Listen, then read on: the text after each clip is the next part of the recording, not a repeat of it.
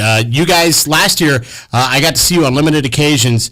It seemed as if you guys were playing more of a short game. When you've got a speedy guy like Cavazos on the outside, you'd want to, stretch the game a little bit, wouldn't you? Well, one of the things that we like to do is take our shots deep, because you've got to challenge defenses. Otherwise, they're going to be crying in the box, and you've got to take those opportunities when they present themselves. And going into games, that's part of our game plan, and it's something that you just got to take opportunities when they present themselves.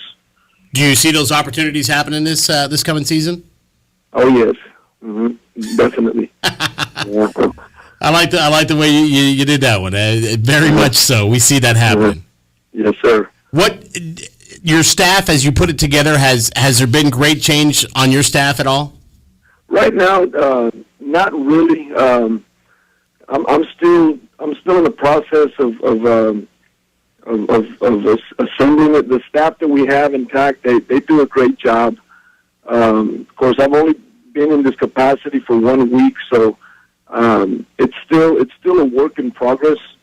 But our coaches do a good job. Rudy Gonzalez, our defensive coordinator, Joe Alex Leal, our offensive coordinator, Bobby Olvera, Tommy Lee, James Pinbrook, Dario Sanz, they do a great job, and we're all on the same page, and we're going to get the most out of our kids.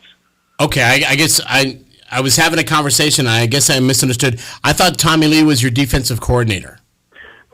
Tommy Lee right now is he's coaching defensive backs, and he finished our year as a special teams coordinator, and did a real good job. Our special teams coordinator passed away this past year. That was Ricky Duegas.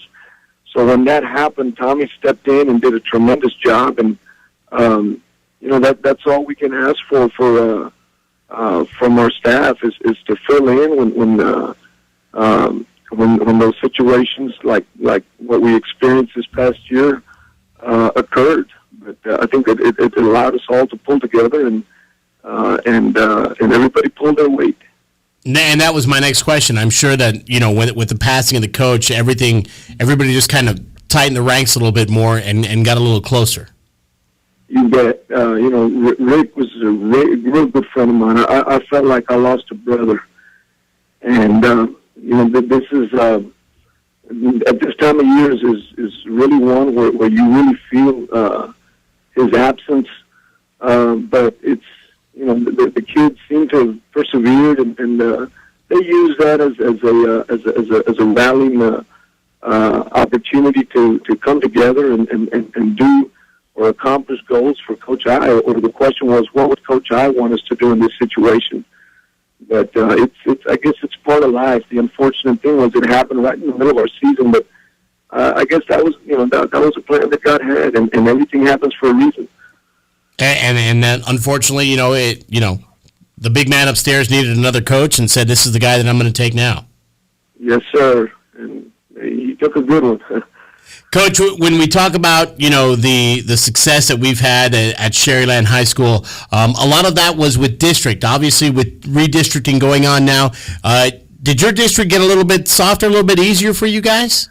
Well, we like to think that it stayed just as tough because we gained the Edinburgh schools, and the Edinburgh schools they've always been traditionally tough in football. There's, of course, Edinburgh Vela is opening up, and I believe they're going to be getting some of the Edinburgh High kids. And, of course, we're going to gain Juarez Lincoln and La Jolla. And, of course, Donna's still in our district, so Donna's always been real tough. So, of course, we're losing the McAllen schools, and that's going to be kind of strange because we've been competing against them for, I think, since '05. And so that's going to feel kind of awkward, not competing against the Mac Highs and the Memorials and the Mickey Rose. But we don't have any control over that. But I to answer your question, I think it's going to be just as strong. It'll be just as strong in the district that you're getting in. Is it a good thing that you're coming in as a first-year coach and you've had this realignment and you can, kind of say, hey, listen, what happened in the past is, this is our new focus. This is our new thing. We've got to focus on the 4 Edinburgh schools. We've got to focus on the La Jolla schools, and we've got to handle our business here. Well, I really hadn't thought about it that way, but I guess that is. I guess it's a start of a new era, and I guess that's one way to look at it. We got a new district, and we're just going to take it 1 week at a time, and whoever we're playing that week is going to be who we have our sights set on. How is your depth? When we talked about Tres Barrera, we talked about CJ Cavazos, we talked about those other players that are returning. If those guys were not to be there, how do you guys manage? We've got our sub-varsities had our JV one district, and a lot of those kids are it's their time to step up. And a lot of those kids are going to be juniors, and our freshman team went 10-0. So there's talent at the lower levels, and of course we use spring ball to evaluate those kids to see what to see how much improvement that they've seen, to see whether they're ready to play on a Friday night. And that's the good thing about spring ball, is that you're doing it in a situation where you're not having to get ready for a game on Friday night. But it's more of an evaluation process. So as far as depth goes, I think we've got the kids that can man or fill those positions, those depth positions. That can step in for. I'm gonna lay it on the table here. I understand that Cavazos' dad got a promotion up to the San Antonio area, and that during this coming week of spring break, they'll be packing up and heading out. You'll be losing CJ Cavazos from what I understand, and I got this from a pretty good source. Obviously, you have the guy that you feel that you can step in and replace him with. We've got we've got several scenarios or several kids that can fill that position. Obviously, not quite with the speed that CJ has. Right. CJ's a special athlete, but I think we've got the kids that can fill in, and it's gonna create an opportunity for somebody else to step up to the plate. So opportunities will abound at Sherryland High School. And lastly, Coach, before we let you run, you've got a split coming up in the near future. How do you prepare for that? Well, that's a bridge we're going to cross in 2 years. But the 8th graders this year are incoming freshmen. They're the ones that are going to be opening up that school. So those, we've got 2 junior highs. We've got B.L. Gray and we've got Sherland North. Right. And so when those 8th graders become juniors, then that's when that school will split. But that's something that we'll discuss as with Coach Thompson, our athletic director, and the administrative staff. So would it be B.L. Gray would stay at Sherryland and Sherryland North would go to Sherryland North? From what I understand, Tony, that's the plan. The zone is going to stay.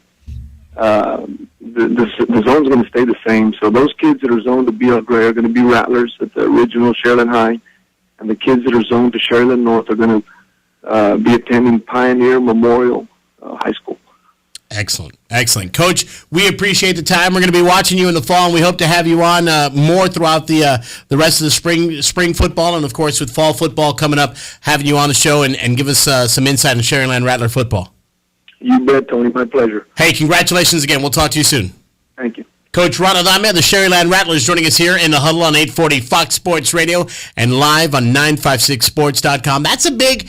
When you lose a speedy athlete, a talented athlete, and I'm not just talking of a receiver, but a kid of the statue of C.J. Cavazos, who's, congratulations to the Cavazos family. Dad has accepted a job, and he's heading up north to San Antonio, from what I understand. It's one of those things where you go, how do you fill it? Because this is a kid that can stretch the field. This is a kid that can, when you tell him, hey, we're just going to toss it long, and you go get it, and he's had the great success. We discussed it last year, Jake, and the one game that I remember seeing Sherryland right there in front of me was Sherryland Row. And I was one of the guys that thought, okay, the slant passes, the passes in the wing, that's fine, but Stretch the field if you've got the talent. If you've got the quarterback with an arm that he can lay it out there and say, go get it. And you got a kid as fast as Cavazos that can just bolt out there and say, I'm coming to it. Why would you not use that? Well, I guess I'd have to see the situation, but I've seen them play. Well, I don't know if it was last year or the year before. No, the year before when they beat Memorial pretty handily. Right. And those are all quick passes. Those are little screen passes, little dinks, and they just took them and flew with them. And they flew with them. Yeah. So I mean, I can see the situation. Depending on where the safety is. So the yaks, the yard after catch. Yeah. I mean, because they've got the studs for it. Yeah, they do. And if you got a kid like Teres or whoever the quarterback is that can just whip the ball. And it was funny. Get it out, get it to him. As we're having our discussion, going back and forth with Coach Adame, the phones is just going off, and we've got some great connections. And now the thing is that Tres may not be playing football next season for Sherryland. I didn't want to bring it up because it's not confirmed. Yeah, it's not something that we can run out and say, "Hey, Coach, by the way, guess what? Happy Saturday! You just lost your quarterback as well." That's a situation that they're going to have to work out amongst themselves. And kids are kids. It happens where, they quit. And I've seen it a couple of times this year and just in basketball alone. Kids quit. They're back on the team, a few weeks later. Yeah. So you really don't want to, report anything. And then all of a sudden, the kid's like, oh, look, I'm a teenager. Yeah. Yeah, and he's in the middle of baseball season right now, and there's all kinds of other things going on. He's going to go to UT. I mean, he might just not, right now he doesn't know what it was in store for him, so you never know. Exactly. So, and the thing is, I mean, me personally, if I was today's, I'm looking at that baseball scholarship, and saying, my knees are my knees. I like to keep them for baseball. But, I would just look at it and go, somebody's going to pay me to go study. And they're going to pay me in the form of a free education, and I get to play baseball. Yeah, look for me. And we've seen it in other sports. Jacob Garza this year for McAllen Memorial. Yeah, he did. He took football off. He's like, you know what? I need my legs. He's going to be track and field at LSU, right? I'm not sure if he's signed anywhere yet, but really, yeah. But there's a few guys like Bermea from Harlingen that, they're going to play football and play it really, really well, and then turn around and sign a scholarship for track, right? Especially at Cal. Yeah. So when as Coach Bickerton said, that damn genetics gets in the way. If he was 6 foot, he'd be recruited by the Yankees, but he's only 5'4", and he's going to end up at Alvin. No offense to those Alvin, alum that we have in the audience. All right, we're going to take a timeout. We'll pause for commerce. We'll come back. Got more of The Huddle right here on 840 Fox Sports Radio. If you missed any of our show, and now that we're online officially, because the first hour we weren't, don't know what happened there. Is the first hour, will that be uploaded to 956sports.com? It'll all be broken up. It's all going to be broken up. So it'll all be on 956sports.com. Make sure you log on and check it out. It's The Huddle on 840 Fox Sports Radio.